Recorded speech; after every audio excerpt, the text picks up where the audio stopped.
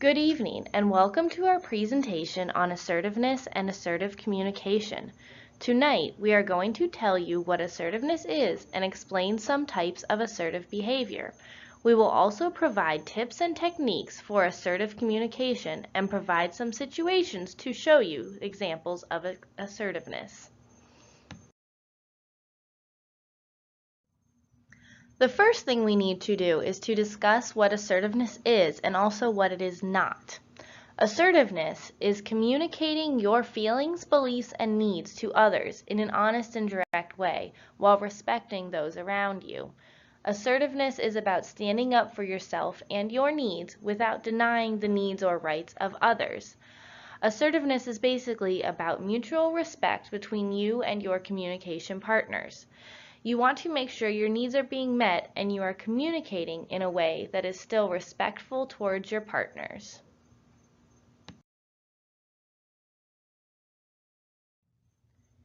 When trying to communicate, you want to avoid passive behavior.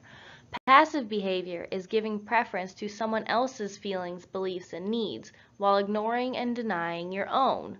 Showing passive behavior can lead to feelings of guilt, anxiousness, fearfulness, and alienation.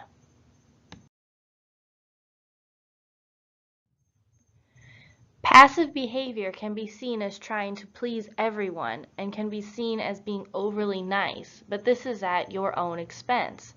The other person may be unaware of your feelings, beliefs, and needs since they are not being expressed to them.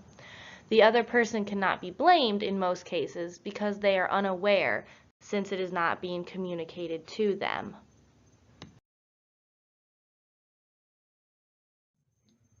On the other side, assertive behavior is not aggressive behavior.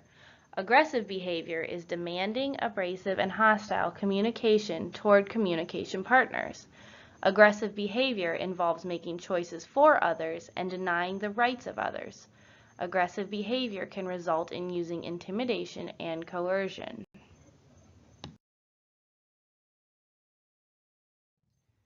When you use an aggressive style of communication, your communication partners may feel attacked, angry, and hurt. Aggressive behavior can result in unnecessary conflict and create enemies and tension with your communication partners.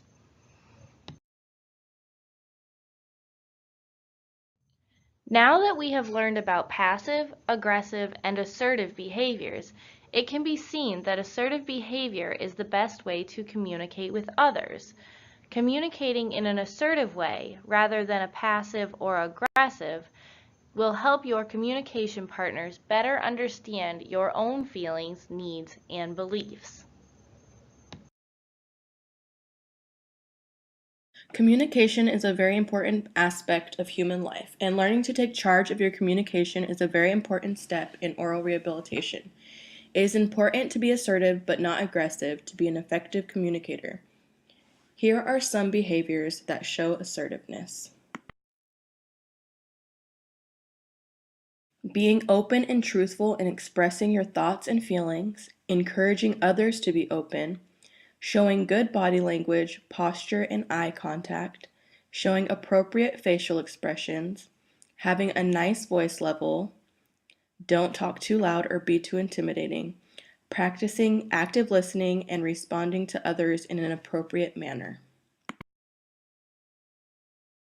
It is also important to maintain self-control, use descriptive language, and avoid using assumptions. Allow others to express their point of view and use constructive feedback. Being able to admit when you are wrong or made a mistake is also very important. Take responsibility of your feelings and your actions. Other behaviors that show assertiveness are seeing yourself as an equal to others and inviting solutions and suggestions. If you are too aggressive, you will disrespect others, and if you are too passive, you will disrespect yourself. The trick is to find a happy medium.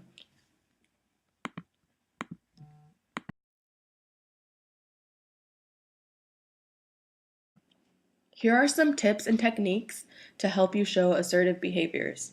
The first technique is fogging. Fogging is agreeing with any truth without being defensive or argumentative. For example, "You didn't play well at all today, Jack." "You're absolutely right, Sally. I didn't play my best today." In this example, Jack did not argue or become defensive after Sally accused him of not doing his best. This technique will not escalate the situation. Another technique is the stuck or broken record. This technique is being persistent without becoming irritated and angry. For example, "Here's a new product. Would you like to try it?" "I'm not interested." "For you, we'll take 20% off. Come try our new product." "No, thank you. I'm not interested right now." In this example, it is important to be firm but not to yell or become angry when the other person continues to persist.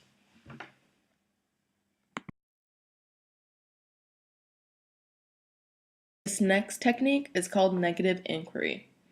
For this technique, you need to listen for critical comments and clarify your understanding of them. For example, "Your outfit looked horrible today." "It wasn't my best work." "What exactly did you not like about it?" Instead of becoming defensive and angry about the bad comment someone said, in this example, the person questions what exactly they didn't like about it to gain more understanding. For this next tip, it's quite the opposite of the negative inquiry. For positive inquiry, you're going to listen for positive praise and agree with it. For example, "Wow, that meal was delicious." "Thank you, I thought it was also." "What was your favorite part?" In this example, the person is agreeing with the positive praise and asking more information.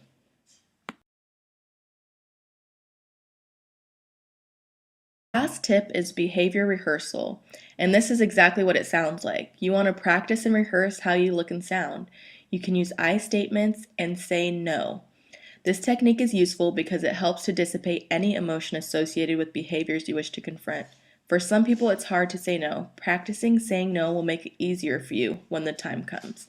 Be direct, honest, and firm.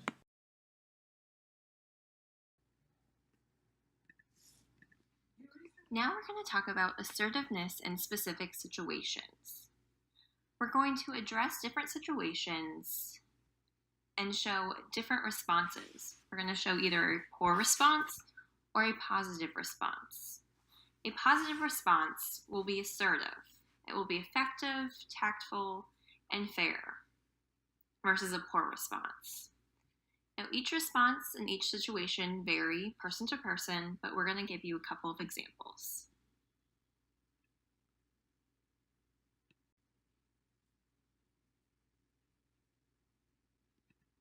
The first situation, you've just been introduced to someone, but you did not learn his or her name.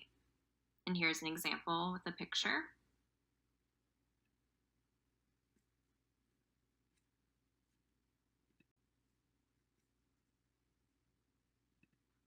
So let's talk about a positive response versus a poor response.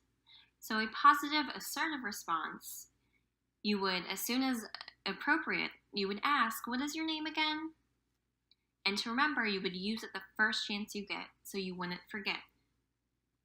A poor response might be, let it go and try to avoid the situation where you need to use his or her name.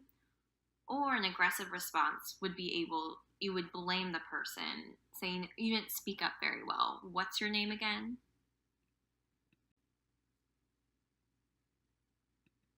Let's look at another scenario. This situation, your spouse comes home from work and talks during dinner about office politics and rivalry.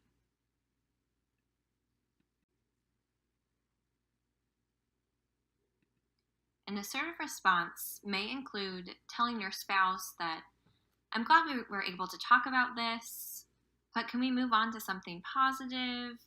I miss talking about our new house plans, how we're getting along. Speaking about my work, I know work is very important to you, but I feel like we've spoken about this every night this week." That's just an example. A poor response would include just suppressing your anger and saying nothing are pretending that you're really interested when you're not.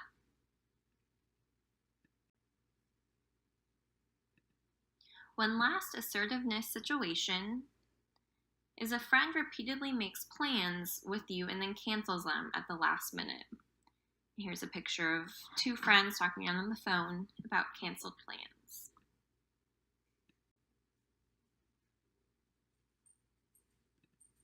An example of an assertive response would be letting your friend know that sometimes it's a little frustrating because it's too late to make other plans, and next time you would appreciate if your friend told you at least an hour in advance if he or she needed to change plans, and just let them know, ask them if that's okay. A poor response would be letting it go, letting it not bother you, fearing that the friend would get mad at you if you spoke up, or telling the friend how inconsiderate they are and that you're amazed that he or she has any friends at all. Now, again, these are just examples of different responses. Each scenario is different, and each scenario is fitted for different people. These are just examples of ways to show assertiveness.